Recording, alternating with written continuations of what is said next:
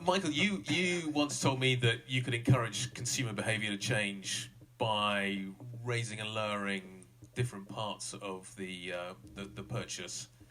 If you don't want people to take bags onto an aeroplane, you raise the cost of putting a bag on an aeroplane. Why is tax different to that in terms of changing behaviour? Because ultimately people will still have to fly.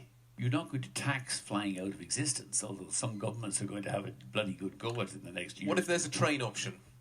I mean, I don't think as an industry we're against taxation on fuel or and environmental taxation, as long as you counterbalance it by removing.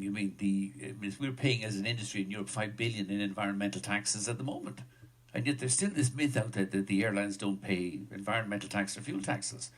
You know, last year I paid 650 million in ETS, UK APD, German APD, Austrian. Sure. Like, it's nuts. It's €5 on an average ticket. My average ticket price is €40.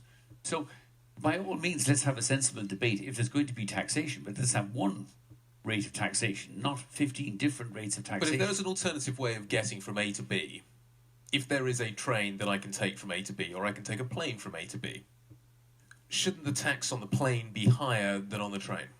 I disagree. I mean, in many ways. So that's not a trade-off. If you look across Europe, there are very few markets where the train is a viable alternative. Yes, you have London, Paris, London, Brussels, and maybe Madrid, Barcelona. I live on an island. It's called Ireland. We don't have a bloody train alternative. We can't cycle on and off the island. You know, same with Boris wants to build a bridge. Oh, God bless him. Boris wants to do lots of things. Let him deal with the baby first and see if he gets on with the bridge afterwards. Like, you know, we want sensible. Like, I think, you know, it underplays this. The taxation is the simple answer that ignores the huge investment we made in new technology, the efficiency of the new technology, the sustainable aviation fuels. I'm not as ardent a believer in that electric batteries will be here in the next 20 or 30 years to save us as Eoghan is, but I'm happy to be proved wrong. If there's a better technology out there, we, the airlines, will be the first people all over that technology. Taxation has always proved to be ultimately has completely failed to alter any environmental behaviour whatsoever.